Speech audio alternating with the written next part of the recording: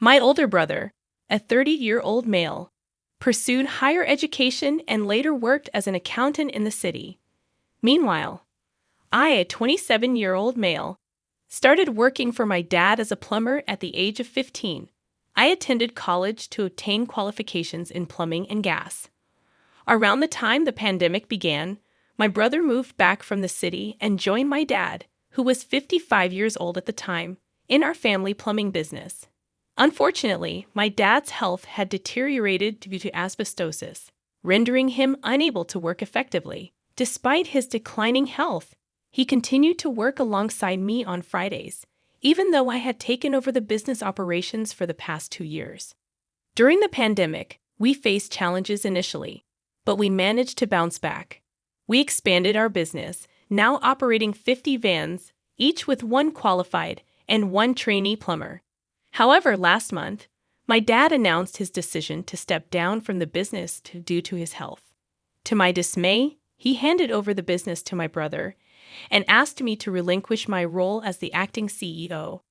This decision deeply upset me, especially considering my long-standing dedication to the business. In the beginning, it was just my dad and me, as my brother had no interest in joining the family business, dismissing it as unworthy of his time. Now he was suddenly the boss, despite lacking knowledge of our trade. I confronted my dad about his choice, but he justified it by pointing out my brother's family responsibilities and university education.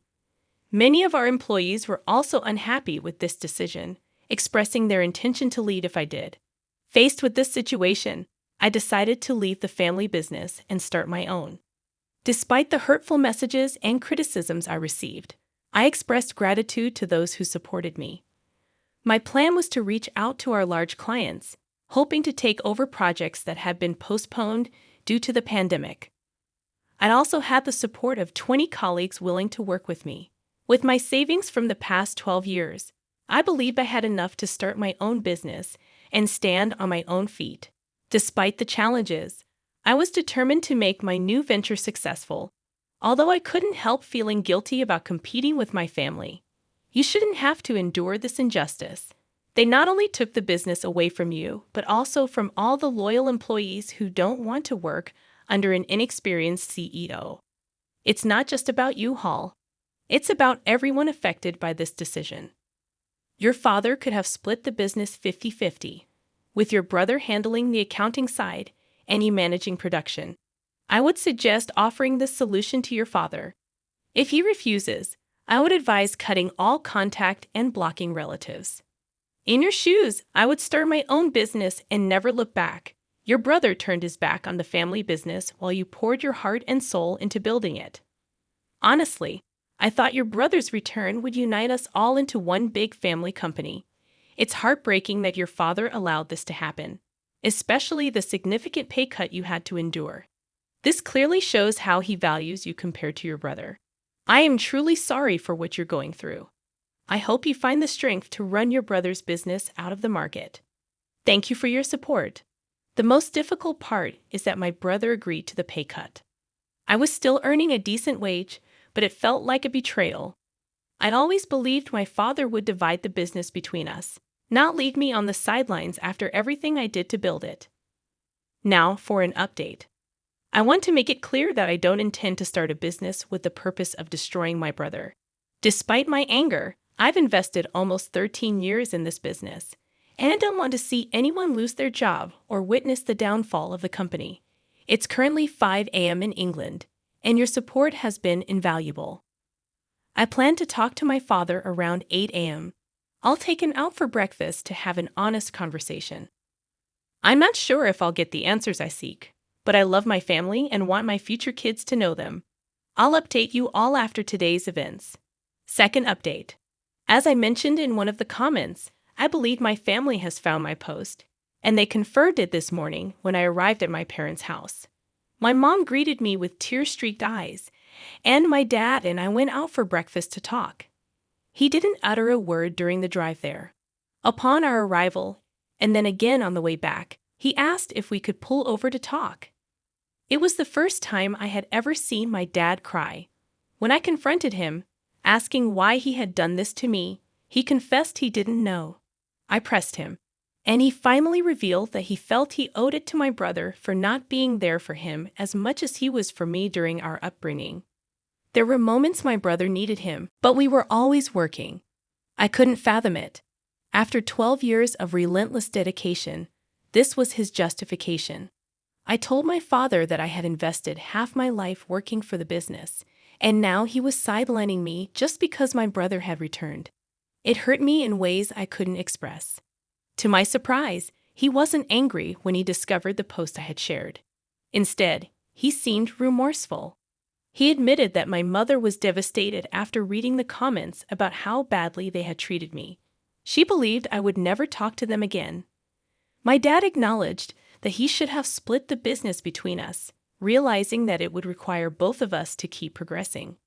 He apologized for never expressing how proud he was of everything I had achieved. He understood my brother would never agree to a 50-50 arrangement. He pleaded for me to return, saying my brother would need me, but I replied that it was no longer my concern. I tried to make it work for 3 weeks after my demotion and pay cut, but my brother refused to listen, dismissing my expertise, so I left. My dad broke down, confessing that he had torn the family apart and regretted what he had done. I couldn't fathom why it took him so long to realize my value in the company. In the third update, I had several successful Zoom calls with clients, and they informed me they would be sending proposals for upcoming work. Fortunately, the start dates didn't clash, a concern that had weighed heavily on my mind. 3 of my experienced colleagues had left my previous workplace and chose to join me voluntarily, an affirmation that touched me deeply. At this point, I had everything I needed to start my new business, 3 vans, and the tools I had amassed over the years. Then, my father called and invited me over for dinner. Uncertain but hopeful, I accepted, thinking it might be a step in the right direction. When I arrived, my entire family was present. The atmosphere was tense. My mother avoided eye contact, and my brother acted as if I didn't exist. My dad asked both my brother and me to join him in his office. He began questioning when I would return to the company, stating that they needed me back early Monday morning. I couldn't believe what I was hearing. I told them both that I wouldn't be returning, that I had started my own business. I questioned my brother, asking what he meant by we, considering he was the one who had been given the business. My brother lost his temper, demanding to know why I would leave if I truly cared about the company. I didn't hold back, expressing my frustration. I reminded him that I had dedicated 12 years of my life to make the company successful, just like him. Unlike him, I didn't seek all the glory, and I wouldn't allow myself to be treated poorly. I told him to leave so I could talk to Dad. I confronted my father, asking him about his apology earlier in the day and why he expected me to return despite everything. He couldn't meet my gaze. I said my goodbyes to my cousins, nieces, and nephews and walked out. I spent about 3 hours writing, finding solace before returning here to share my thoughts. I want to express my gratitude to everyone for the personal messages, comments, rewards, and all the encouraging words. I'll try to respond to everyone, but I'm exhausted and will likely fall asleep. In the 4th update, it's been a while since I last shared. I've had a lot going on in the past few weeks. The new business is thriving. We have plenty of work and are making good money. At the year's end, I plan to expand, and I couldn't be happier about that. My fiancé and I are overjoyed. She's busy planning our dream wedding, although she wants me to wear a suit. I insist on my kilt.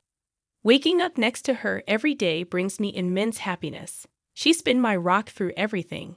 Regarding my family, my father and brother still refuse to talk to me. They declared they won't attend our wedding, even though they haven't been invited. My mother contacts my fiancé, asking about wedding details but won't talk to me. On the brighter side, my fiancé's family has been incredible, helping with the lawsuits, assisting with wedding preparations, and much more. I am deeply thankful for their support. Other members of my family have backed off, apologized, and expressed a desire to make amends for the hurtful things that were said. My fiancé and I have decided to have our wedding in November. After we're married, we plan to try for children. We're both excited about becoming parents. The next story revolves around my business and the decision not to split control equally between my children. I'm a 65-year-old electrician from Germany, looking forward to settling down, traveling with my wife, and spoiling our grandchildren for the rest of our lives. I have built up a small business with 23 employees. My son, Alexander, who is 36 years old, will take control of it. I also have 2 daughters whom I am proud of. Laura, 34, has a master's degree in biochemistry, and Marie, 30, is a middle school teacher in mathematics and sports. Recently, I shared my plan of family gathering. Laura was supportive, but Marie accused me of favoritism, which I denied. I explained that Alexander had worked with me for 17 years, starting as a trainee and eventually earning his master's license as an electrician. He has demonstrated passion, dedication, and leadership, training 7 of our employees along the way. My daughters were offered opportunities to work with me during school holidays, but they pursued their own careers, which my wife and I supported financially and emotionally. I sought opinions on Reddit, asking if I was in the wrong. Most responses were in favor of my decision to leave the business to Alexander. People pointed out that hard work should be rewarded, emphasizing that he had invested his time and energy in the business and had helped make it successful.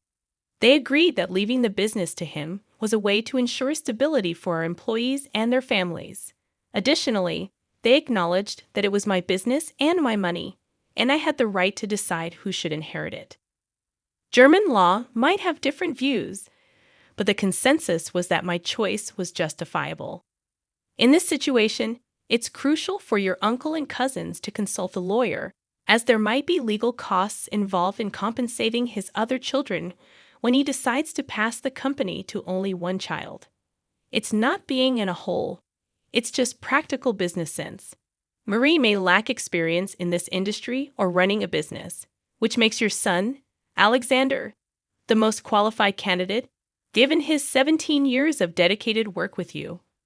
Marie's bitterness appears to stem more from Alexander's close relationship with you than from the handover of the business. It's worth considering that both Marie and Alexander had equal opportunities. They could have chosen to pursue a career as an electrician, but only Alexander followed through. It's unfair for Marie to resent the situation based on her own choices. As for your last story, about your inheritance, you're not the whole for not splitting your inheritance equally with your cousins. Your paternal grandmas will specify the distribution of her money among her grandchildren, not anticipating the number of children your dad and uncle would have. Your parents are right in asserting that it's your money, and you should be the one to decide how to handle it after gaining access to it. The accusations of selfishness are unwarranted, especially considering the unique circumstances that led to the uneven distribution. Your upbringing and your parents' financial decisions are entirely unrelated to the situation at hand. I had to buy my own car, while my cousins had theirs bought for them by their parents. My dad's aunt constantly fueled my uncle's belief that my dad was the favorite child, which left my uncle resentful. He now uses the fact that I'm receiving more money to support that idea. I refuse to split the money because it's rightfully mine. The inheritance was meant for the children of my dad, and it's not my fault that my parents had only one child. My parents taught me financial responsibility, and I plan to put most of the money into a lifetime ISA. I intend to use some of it to travel after university and invest the rest wisely. I'm not planning on squandering it all in one go. Furthermore, Connor and Olivia's shares are substantial, far more than most people inherit and more than many have access to in their early 20s. Connor has already spent most of his inheritance on partying, traveling, and cars, so I don't see why I should have to compensate for his choices. Regarding the messages I've received, I want to clarify that my grandma did not exclude my dad and uncle. She only left the money from her various bank accounts to the grandchildren. Her other assets, such as property, jewelry, art collection, and investments, were divided between them. To those who say I'm being selfish, I firmly believe that my decision aligns with my grandma's wishes. Imagine if the roles were reversed. Would they willingly share their inheritance? I don't think so. This is a fair, but not equal, situation. My grandmother was fair by splitting the money 50-50 between her son's descendants. It's their entitlement and not a matter of greed. Anyone questioning it can express their concerns at her grave.